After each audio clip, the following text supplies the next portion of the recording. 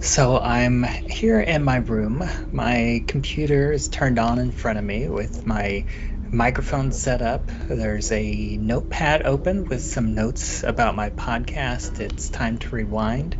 It looks like they're on the 27th scene of Memento that starts in color at 56 minutes and 28 seconds with Leonard waking up and calling for his wife, and ends at 58 minutes and 28 seconds with Leonard taking a full paper bag of stuff to his car. There's also a Skype window open. Hang on.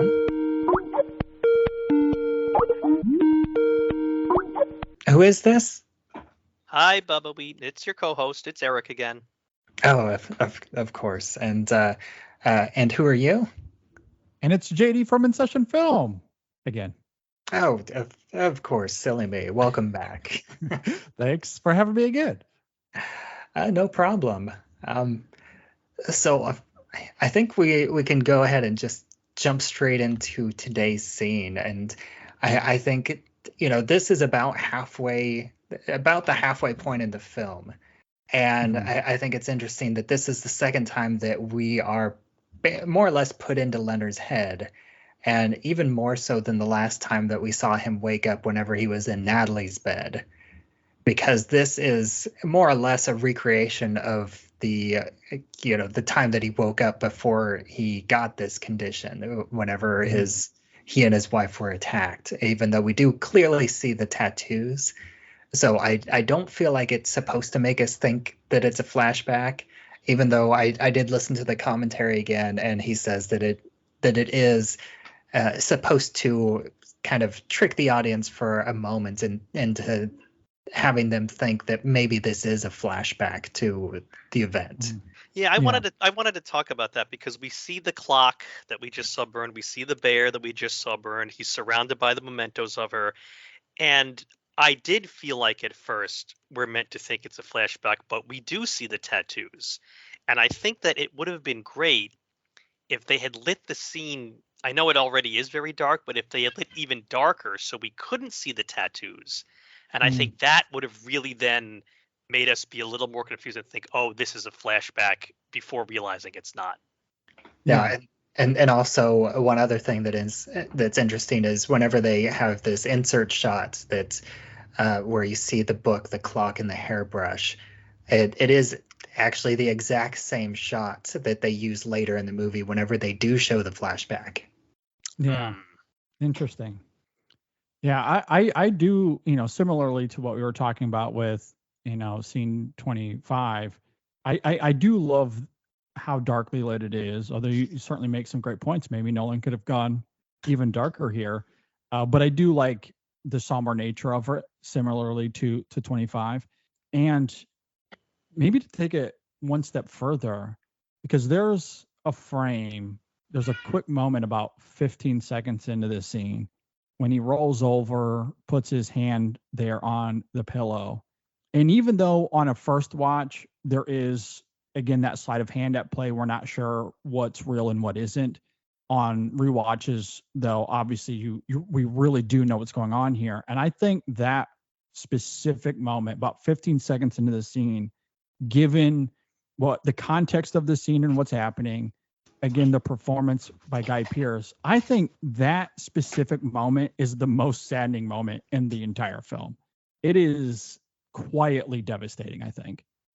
Yeah, especially because that's something that he talks about multiple times, about feeling the bed next to him and realizing that the pillow is cold, even though, in this case, it's quite possible that the pillow has not gone cold yet. Yeah, because of the context of the scene. But there's still, like, I don't know how else to describe it other than there's like this ghostly nature to it. Like he's looking for something that isn't there, but almost feels like there's something there that obviously we can't see. And again, part of it is the staging of it by Nolan. It's Guy Pearce. It's what he's trying to embrace there, but obviously physically there's nothing there, but it feels like Leonard is trying to feel something, like he's trying to hold on to this memory. as much as he can, and not just in his head, but physically, outwardly, is trying to recreate this in this tangible way that I just think is devastating, given Guy Pearce's performance there. There's this notion out there that Nolan's films are emotionless, which I don't subscribe to. And this scene is quintessentially why I think there's actually a beating heart to a lot of his movies. I think this is the pathos of that moment is quite striking. Yeah, and it kind of ties into also from the last scene, that line that we talked about, can't remember to forget you, and the depths of the despair of that line. Yes. He's not remembering to forget her. He's rolling over and he's putting his hand there, 100%, hoping to feel her there, and she's not there. He cannot remember to not reach over to that pillow. Yeah, I completely agree. Yeah, and I think it's interesting. And it's I think you kind of answered this question already, JD, but I think it's kind of weird that he goes through the trouble to basically recreate the scene for himself. I mean, we know, watching this multiple times, like on a first time watch, you don't really know what's going on because you don't know everything that he set up beforehand, and it just seems like he's waking up and you don't know what's going on. You don't know that there's a hooker or an escort in the bathroom until the end of this scene. But it almost feels like it's a punishment for himself, and rather than this, because he definitely doesn't react happily to basically the shock of realizing, kind of putting his head back to that day again, and kind of re-feeling these things, even though he does. It's almost like I think it is just about these first few seconds, and just getting those first few seconds of thinking everything's normal, and then the pain of what comes right after that is worth just those first few seconds. Yeah, no, I completely agree. And it's interesting, the juxtaposition of this scene, because it is so tender and warm initially. And then as he starts to realize that maybe it's not what he thinks it is, and then he gets up, but before he even opens the door, there's those quick flashes where his mind is racing to the one of the worst memories of his life. But he opens the door, and then we see the escort there, and it, like, the look of disappointment on his face. We talked about earlier, like how Guy Pearce is able to convey so much without saying anything at all. And he does ask her to leave, but beforehand, like, there's just this look of disappointment on his face that is equally striking. It's really great. Yeah, I definitely have some notes about that. But before I get to my thoughts on that, it is intentional that we are shown those the same three objects that we saw in the previous scene to make that connection. Yes. And then the shot of the teddy bear. And I do like that this is kind of, you see him groggily waking up, and these memory flashes. This is really the first time as an audience that we're seeing memories of that day, like that flashback. Yeah, what happened to Catherine, we now see, was incredibly violent. Yeah. And I also think it's interesting that the way these memories play out, they are basically these four quick flashes. You start out with the flash that's, it's extremely quick, and you just hear like kind of a woman's gasp, and you can't even really make out what you're seeing. It's just this blur, that this flash and this blur, and then you get a slightly longer flash of the bathroom tile.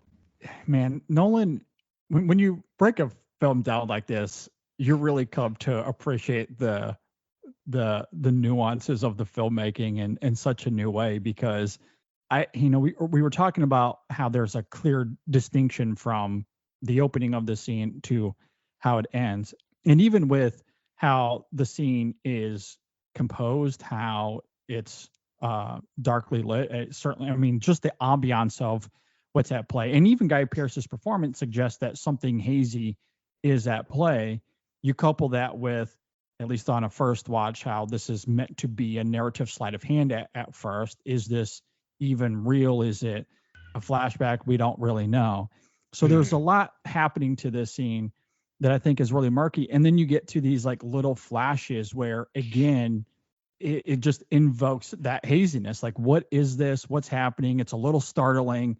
And then he opens the door. And again, you get that look of confusion and disappointment that it's not what at all that he thinks he is, but maybe also a little bit of like relief, because if he's having these deep flashbacks that something so horrible that when he opens the door it's not that, then perhaps there's even a sense of relief. So like there's so much happening here that is so purposeful with how Nolan kind of pieces it all together to just create this incredibly murky effect, emotionally and dramatically.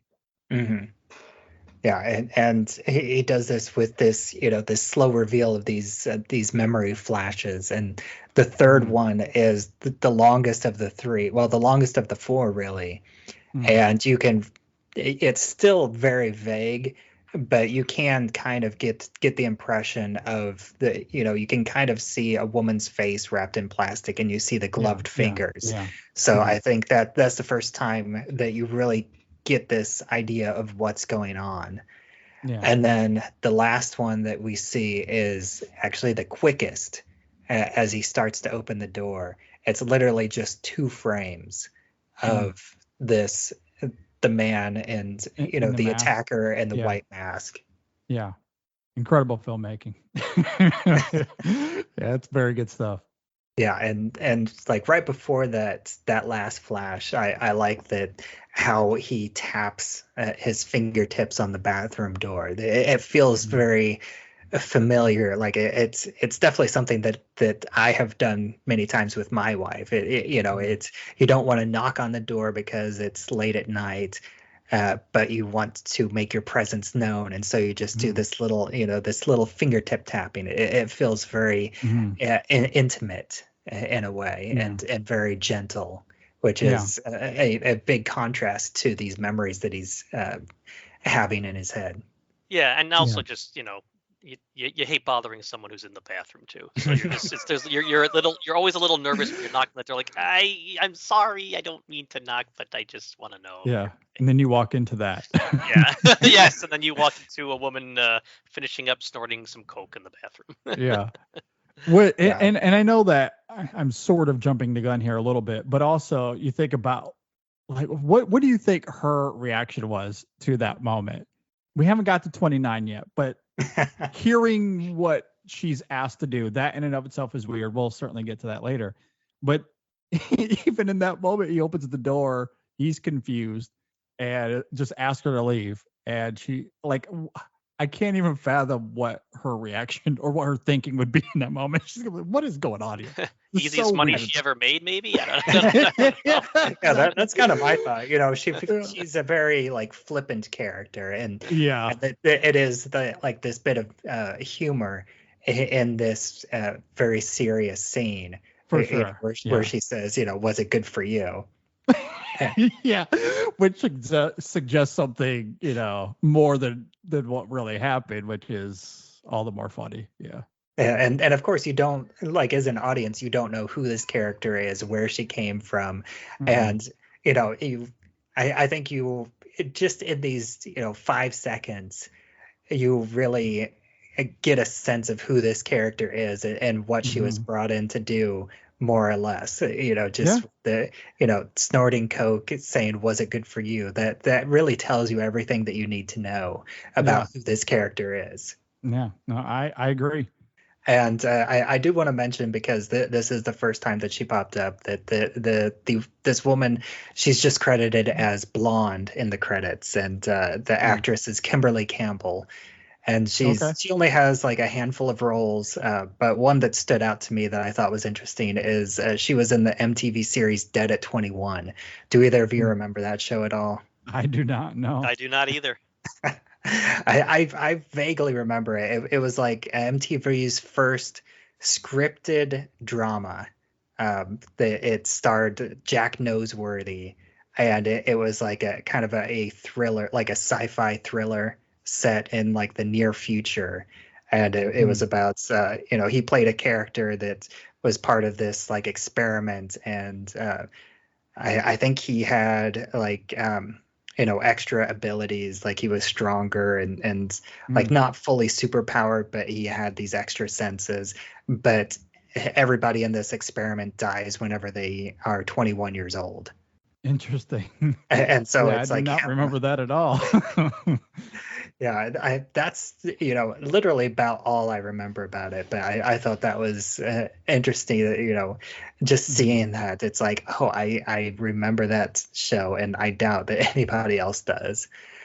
Yeah. But I do also want to point out that going back to Guy Pearce's acting, and just this look on his face as he sees this escort, and it's this great mix of what I see is it's a combination of grogginess because he just woke up, confusion because he's trying to piece together what's going on, and I think also a little bit of like embarrassment and shame as he's kind of piecing together what that past Leonard set this up for him.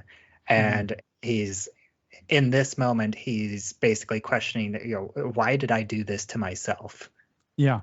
No, I completely agree. I think that's why it, continuing that evolution, why there's this inevitable look of disappointment right before he asks her to leave. And because you're right, when he first opens the door, he is awfully confused, certainly groggy from just waking up, has no clue who this person is.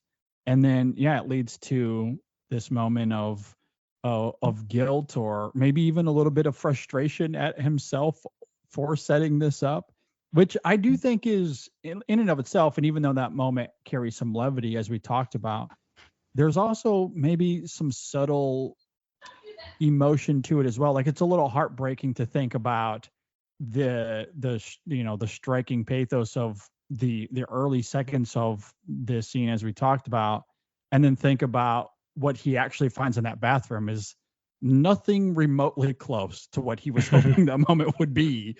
So of course he's going to feel frustrated and disappointed as to what's happening there, among his confusion as well. So yeah, I mean, his reaction there is really great. There's a lot going on. Guy Pearce, what a guy.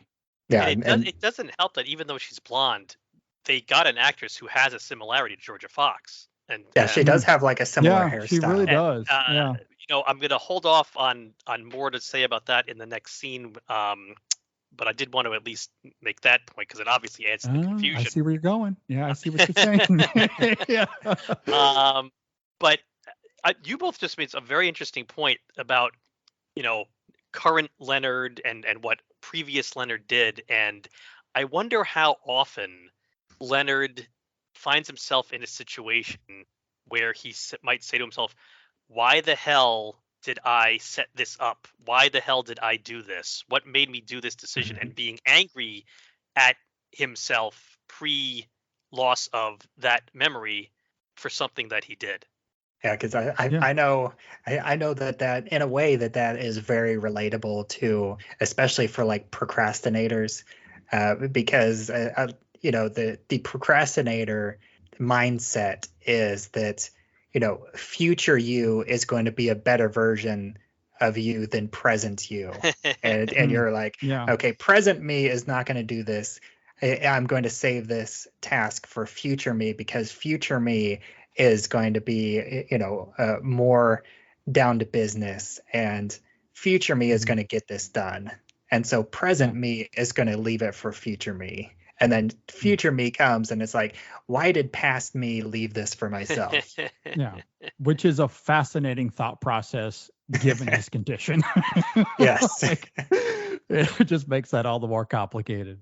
Yeah, because when any of us might do that, we know exactly what we were thinking and say, "Oh, yeah, that was a Yeah. dumb decision." But he literally has no idea what he was thinking. No clue. Yeah. Yeah. And I also want to mention again that that that I think this goes back to kind of the flatness and the emotionally evenness of Leonard as a character, because like all this emotion is going on internally, but externally he he doesn't get mad at the escort. He just, very flatly says, "I'd like you to leave now." It's very Yeah. polite. There's no anger in his voice. He's not mad at her, but he's just like, "I'd like you to leave now." And it's just, simple, straight to the point, matter of fact, and, polite as well. It's not like get out of here or get the hell out. It's just, "I'd like you to leave now." Yeah. Yeah. I mean, all that frustration and disappointment and confusion, he just channels toward himself internally, which is interesting. And that's something that happens consistently throughout the film. I mean, there's a lot that he's dealing with in terms of his guilt and his grief, where he's not outwardly putting that on others all the time. And when he is provoked over those lines, it usually takes a while to build up to it. So there is something to say about him in terms of, either consciously or subconsciously, that he's taking a lot of this out on himself, or he's pointing the finger at himself in some way, shape, or form. And how that comes through in moments like this, it's, it adds this subtle poignancy to it. Yeah, and then this scene ends with just another shot of the 3 items on the nightstand again. Yes. And it's I think, again, going back to the commentary, Christopher Nolan mentioned that they either shot or they had scripted a moment where you see Leonard grabbing the items and putting them in the bag, but they decided that, at this point in the movie, you don't need to see that, and it's implied, and it just makes everything move quicker, just showing that brief shot of him.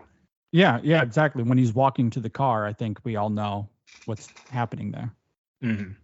What he's got in his hand. Yeah, and that's all I have for this scene. Do either of you have anything else that you want to talk about? Can't remember. Yeah, I think we covered it, well here. So yeah, very fascinating scene. Yeah. All right. Well, thank you again, JD, for joining us for another week. And once again, why don't you go ahead and take a moment to let everybody else know where they can find you online? Yeah, InSessionFilm.com is where you can find us. We have a podcast that has a main show every week that comes out on Mondays usually. And that, there's 4 of us. We talk a lot about various film topics. And then we have podcast reviews that come out throughout the week as well. And we have written content. We have a great team of writers. So if you want to read essays, reviews, all kinds of analysis, we got that over at InSessionFilm.com. And thanks again for having me. All right. And thanks, as always, Eric, for joining me as a co-host for this season. And as always, I am Bubbawheat, and you can find me on Twitter where I'm at Bubbawheat. You can find this show, It's Time to Rewind, on Anchor.fm, as well as anywhere else that you listen to podcasts. We also have a Facebook group. It's Time to Rewind, a time loop group. You can join that and discuss episodes as they come out, as well as have discussions about time loop movies and TV shows in general. And all of that is welcome there. And until next time, have I told you about Memento? Only every time I see you. Was it good for you? What? Was I supposed to lock the door?